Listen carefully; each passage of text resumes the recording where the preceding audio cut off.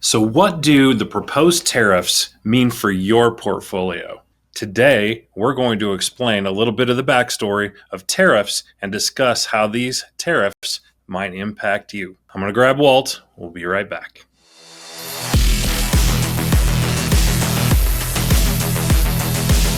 Hey, welcome back to the channel. It is great to have you with us, whether you're watching on YouTube or listening on your favorite podcasting app. This is Power Your Retirement. I'm Walter Storholt alongside certified financial planner Steve Smith, who specializes in working with employees of large publicly traded utilities. And I'm always excited to talk with you, Steve, about the various subjects we have here on the show, especially today, because we're talking about tariffs. And this is something that's been in the news a lot, obviously, since Trump took office just a couple of months ago, and kind of continues to evolve. So have you been getting questions about this or the impact to maybe the portfolios of your clients? Has this been in their purview over the last few months as well? Yes, it's kind of a reciprocal thing. They either ask about the tariffs or why their account's been going down, and I usually say it's because President Trump was on TV and used the word tariff. So yes, lots of conversations about tariffs and that type of thing, for sure. Nice. Whether they know that they're asking about tariffs or not, a lot of the conversations are driven back that direction, it sounds like. So well, that's what we want to do today. Try to educate folks about what is a tariff, because I don't know, if you hadn't been in high school in a while, maybe we forgot that lesson. And so we can get a little education on that front and talk about the impacts. Should we be really worried about this kind of stuff? Is this going to continue? We'll try and get some analysis from you, Steve, so we can get some better understanding on all of this. Can you give us some basic background information on what exactly is a tariff? A tariff isn't near as scary as what it sounds. No, it does certain things that aren't quite as normal in the most recent history for our country, at least. But for others around the globe, it's status quo.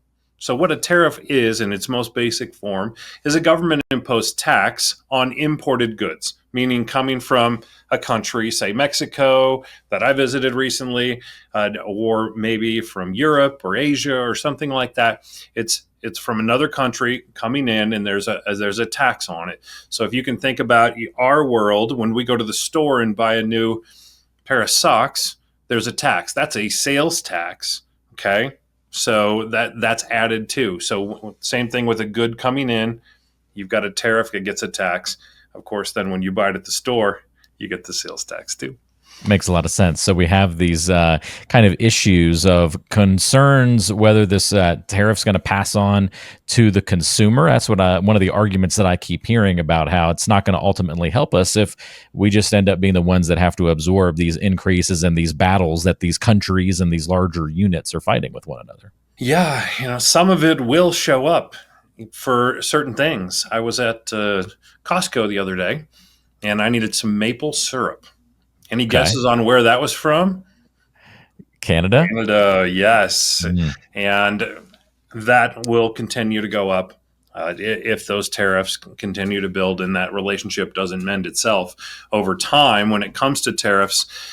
But those are simple things that I'll either have to pay a premium for that pure maple syrup from Canada, or we'll have to go back to the Aunt Jemima days and get that sugar syrup.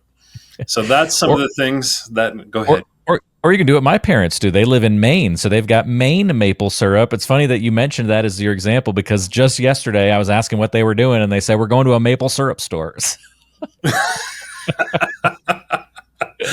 Well, those are kind of our dilemmas, and I think that's a great thing. Being out in Nevada, I didn't even know Maine had syrup. So if that tariff becomes an issue, I'm sure Costco is going to look to insource that from Maine instead of Canada in the future. And they may carry all three, but we're going to have to choose, and that price for the Canadian maple syrup may be artificially inflated. So you may or may not choose the maple syrup from there. So it doesn't necessarily cost you more. You're just going to have to be a little more choosy because certain things are going to be higher than what you're used to. Now, I've got to admit, Steve, and I consider myself to be pretty well plugged in to what's happening in the world. And I just don't remember there being that much talk about tariffs in the recent past, at least. So it seems like a new thing this time around. But I know that's not the case, right? Tariffs have been around for a while. This is not a new thing, right? It's not a new thing. In fact, the reason why it's becoming more of a so for one, the current administration is making it a big deal. That's why Okay. you're getting the headlines. Plus, we are actually looking as a country, if you believe the news, which I do, and Trump's on there every day answering 1,000 questions. So, what we're trying to do is we're trying to equalize trade because trade has been out of balance for a long time. So maybe they're trying to do some of that. But I want to just reflect on the fact that you said the word new. In fact, tariffs were around from when the country started. President George Washington, the good old dollar bill, right? He signed the first one back in 1789, and it Just a few was years ago. 5% on imported goods from England to try to get that trade imbalance back in line. And that's exactly what Trump is doing, is trying to take foreign countries. We're trying to get the trade imbalance back in line.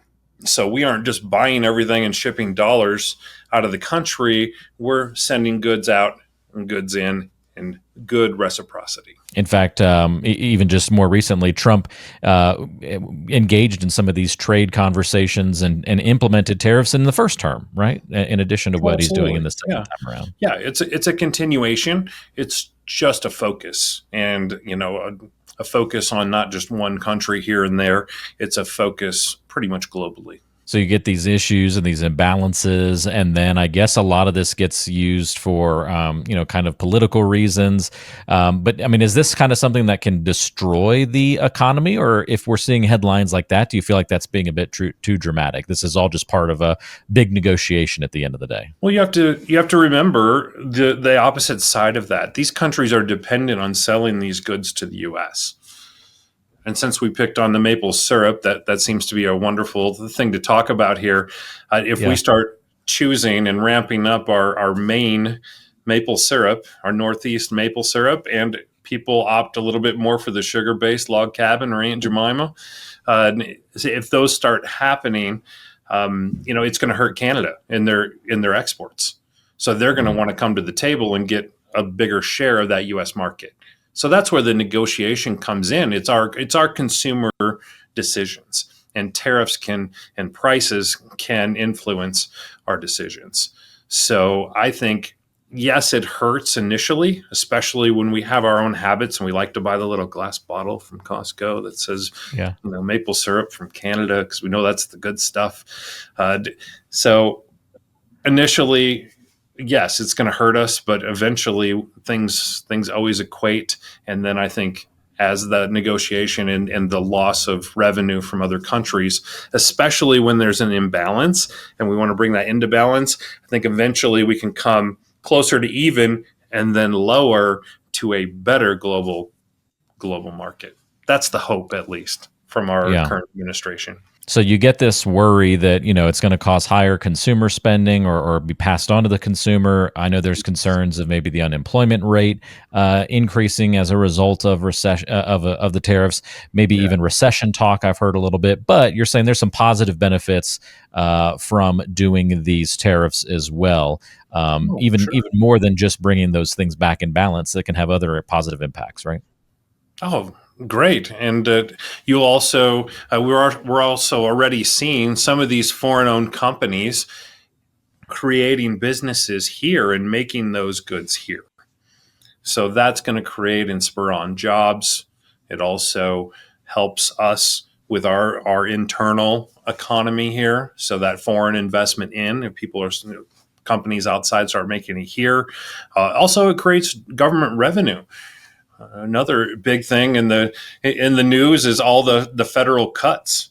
Well, cuts is less revenue going out, less new dollars which is great for reducing the debt or not building it at least. But that tariff will create government revenue. Also, that negotiation I think is important. Just like we would expect businesses to negotiate on raw goods and wholesalers to negotiate with retailers, I think countries, it's healthy that they negotiate with each other to have a mutual benefit. Yeah, excellent. So let's turn the picture back to your clients and anybody who's thinking about, hey, how can I improve my financial situation right now? What can retirement savers or should retirement savers do in anticipation of more tariffs or in the wake of the ones that we've seen kind of come through so far? Is there anything actionable we can be doing? I would say patience and time is going to right most of this ship. So if you're a retiree and you're with me, you've got a bucket of money that's really not tied to what's going on right now in the conversations we're having. So there's nothing to worry about.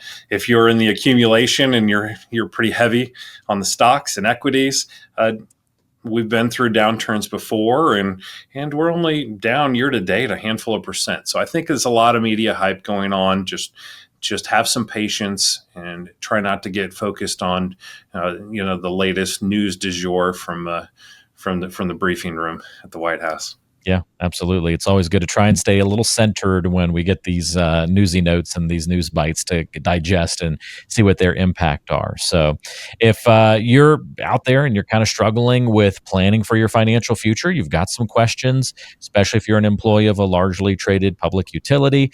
Steve has some great platforms and systems specifically designed for you to be successful in your financial life as you build toward retirement. If you would like to see what those programs look like, learn a little bit more about what it's like to work with Steve and his team, all you have to do is check the description of today's show. We've got a link in there to the toolkit that Steve has put together specifically for you folks.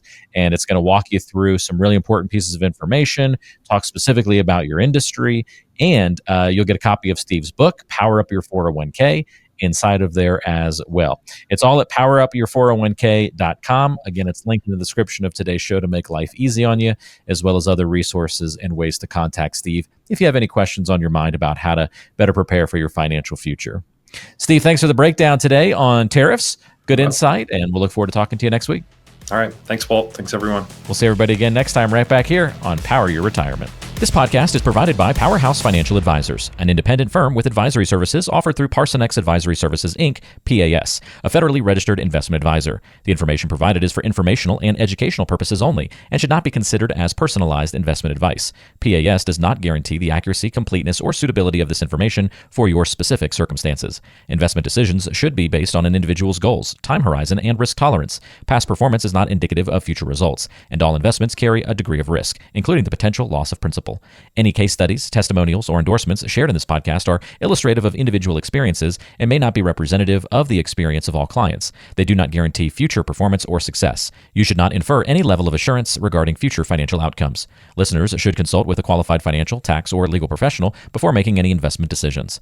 Parsonex Advisory Services, Inc. does not provide tax or legal advice. Be sure to consult with your tax and legal professionals regarding your specific circumstances. For a copy of our Form ADV Part 2A, which provides additional information about PAS, including our advisory fees and services, please visit powerhousefinancialadvisors.com.